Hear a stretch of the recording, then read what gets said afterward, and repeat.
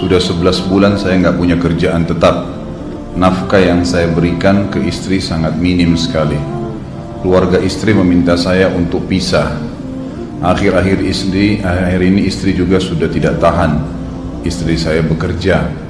Sebenarnya kami masih saling menyayangi. Istri saya masih cinta sama saya. Ustadz, gimana saya menyikapi masalah ini? Apa saya ikuti maunya istri dan keluarga? Saat ini istri saya lagi didekati pria lain yang lebih mapan dan kaya. Salahkah saya kalau memukul pria tersebut? Karena pria itu telah mengambil kesempatan dalam kesempitan rumah tangga kami.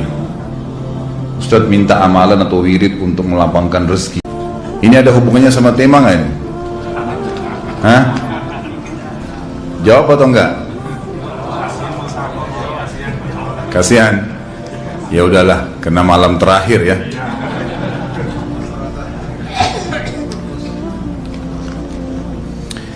Yang pertama sekali, saya menyarankan Anda saran dari laki-laki ke laki-laki. Prinsiplah dan jangan merendahkan diri di hadapan wanita. Maksudnya begini,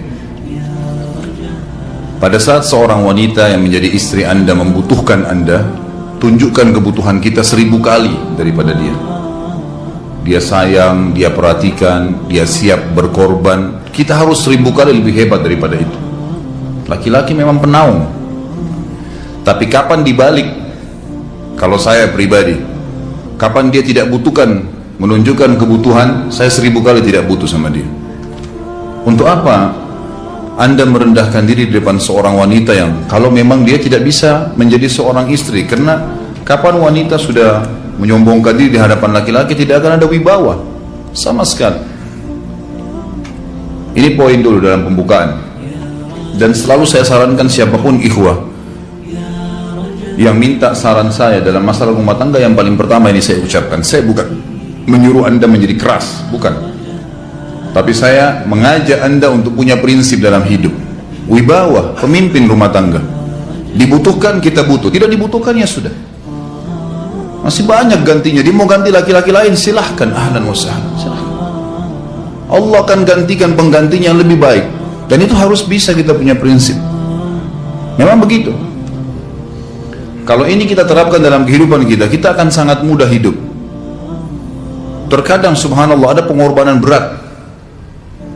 Berpisah dengan meninggal, berpisah karena masalah dosa yang dilakukan oleh pasangan kita, jelas haram. Kalau ada seorang istri hanya karena masalah suaminya kekurangan ekonomi mau berhubungan sama laki-laki lain, wanita apa ini? Cinta itu pengorbanan, kasih sayang, bukan hanya pada saat mampu kemudian disayang, pada saat tidak mampu kemudian ditinggal. Subhanallah. Hati-hati, hukum Allah subhanahu wa ta'ala berlaku. Akhwat yang jadi istri, ikhwah yang jadi suami, harus tahu pasangan kita itu punya Tuhan sebagaimana kita punya Tuhan yang sama. Dan Allah itu maha adil. Memang dalam kehidupan kita ada naik turunnya. Dan makna cinta adalah pengorbanan. Itu sebenarnya. Kalau hanya kita kantongnya lagi penuh kemudian disuka sama istri, pada saat lagi tipis, lagi masalah kemudian dia mau berhubungan sama laki-laki lain, na'udzubillah min dzalik. Wanita apa ini? Kalau saya tidak naungin. Kalau saya nggak naungin. Kamu mau sama dia silahkan, ahlan sahlan, silahkan jalan. Kalau saya, istri saya sangat tahu prinsip saya. Kalau kamu merasa ada laki-laki lain yang kamu anggap baik, atau kamu mau ingin memasukkan pendapat keluargamu dalam rumah tangga saya sehingga kedudukan saya sebagai suami tidak didengar lagi, silakan pilih keluarga kamu. Tidak ada masalah. Jadi jangan jadikan sebagai beban. Oh, nanti kalau pisah saya hidupnya bagaimana? Saya melarat. Ini kenapa ini? Saya mati kalau nggak sama dia, ya mati bener nanti.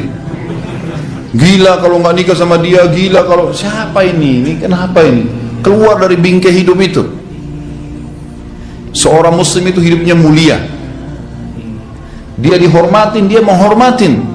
Dia dihina, tinggalkan. Allah SWT tidak menyuruh kita menghinakan diri, tidak boleh. Kalau wanita ini misalnya, istri ini yang dikatakan tadi masih mencintai suaminya, dia hanya sekedar minta kerja, ya, garis bawahi kalimat ini ya, dia hanya sekedar minta kerja untuk membantu nafkah rumah tangga, ahlan wa sahlan, jempol, nggak masalah, bagus itu. Sampai suaminya mapan, itu baik. Tapi dalam kondisi masih status istri punya hubungan sama laki-laki lain, na'udzubillah min dzalik.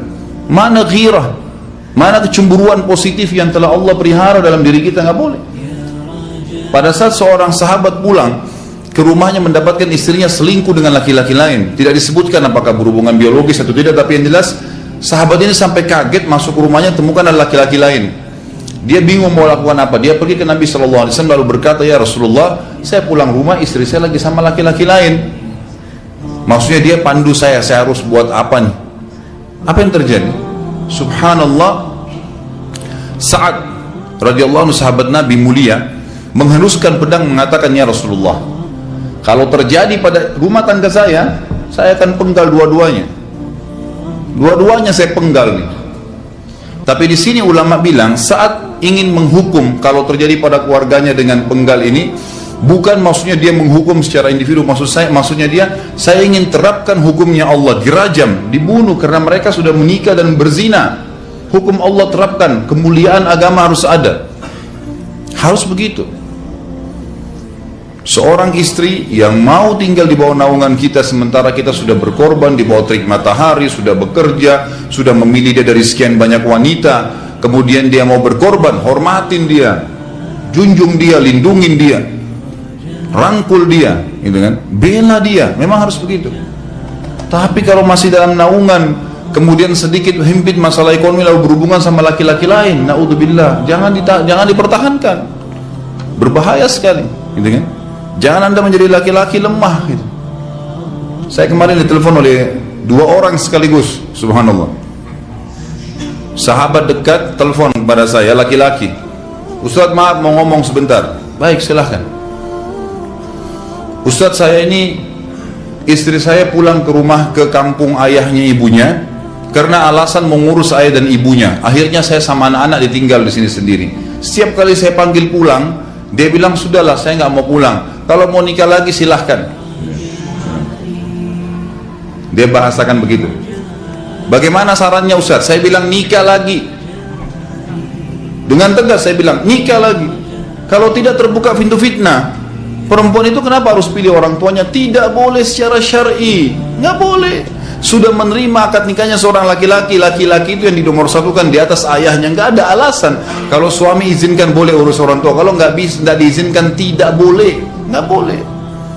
Bagaimana dia tinggalkan suaminya sama anaknya? Kaget itu saya katakan begitu. Iya, bahkan sekarang hukum poligami sudah wajib bagi Anda, nggak boleh, wajib sekarang. Ini ragu mau melangkah seakan-akan poligami itu dosa, padahal dia ditinggal oleh istrinya. Bagaimana bisa ini? Ada laki-laki seperti ini nggak punya prinsip, harus melangkah. Dia sudah dapat jawaban saya, dikasih ini, Ustaz teman saya juga mau bicara, masalahnya sama lagi. Ustaz istri saya tinggalkan saya, Ustaz kayak mau menangis. Sebentar, jangan pakai nangis laki-laki. Apa ini cengeng? Ditinggal wanita nangis, subhanallah. Orang nangis itu ditinggal meninggal Rasulullah SAW, ketinggalan sholat subuh berjamaah, itu nangis. Nggak jadi jihad, nah itu nangis. Ditinggal perempuan nangis, la ilaha illallah. Allah ciptakan perempuan lebih banyak daripada laki-laki. Ini bukan menurunkan martabat perempuannya. Artinya harus seorang pemimpin itu punya wibawa. Nggak bisa, kalau nggak akan dianggap remeh nanti. Istri itu dinaungin, dilindungin, dididik, diberikan haknya ia. Berikan berlipat-lipat penghormatan sebagaimana dia berikan satu penghormatan, nggak apa-apa. Tapi jangan sampai menginjak martabat seorang pemimpin, tidak boleh. Akhirnya saya sampai bilang sama dia, akhi, ambil keputusan. Kamu mau balik sama saya berumah tangga di sini, atau kamu pilih rumah orang tua kamu? Oh, saya pilih orang tua saya, baik, saya ceraikan kamu sekarang. Assalamualaikum, tutup telepon, selesai. Jangan lama-lama. Cengeng sekali, udah sujud sama Allah, saya masih berat cintanya Allah. Ia minta kepada Allah subhanahu wa ta'ala, ini gampang dihilangkan dari hati. Sebagaimana dia datang, dia bisa keluar, gampang itu.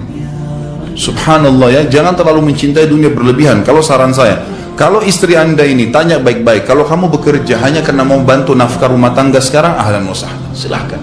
Selama pekerjaan halal, antar dia ke tempat kerjanya. Muliakan dia, jaga, jemput pada saat pulang. Anda pembelahnya. Begitu. Tapi kalau berhubungan sama laki-laki, ada subhanallah suami depannya dia, istrinya telepon laki-laki lain dan dia menerima itu. Mana ini? Dalam agama haram. Wallah haram itu hukumnya. Nggak boleh. Itu namanya dayuth dalam agama.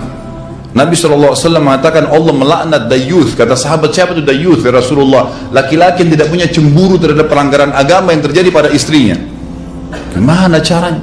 Nggak boleh dalam agama Islam, gitu kan? Makanya biasakan hati kita terisi dengan cinta kepada Allah SWT dan bukan cinta kepada manusia. Mencintai istri karena Allah yang perintahkan, mencintai suami karena Allah yang perintahkan. Jadi semua karena Allah. Tidak ada kata-kata hilang, tidak ada rugi kalau kita meninggalkannya. Jadi ini hal mendasar yang saya tahu, Allahu alam. Jadi sampaikan seperti itu. Kalau wirid apa? Saran saya adalah memperbanyak istighfar kepada Allah SWT. Gunakan momen musibah itu sebagai kesempatan untuk mendekatkan diri dengan Allah Subhanahu wa taala. Begitu.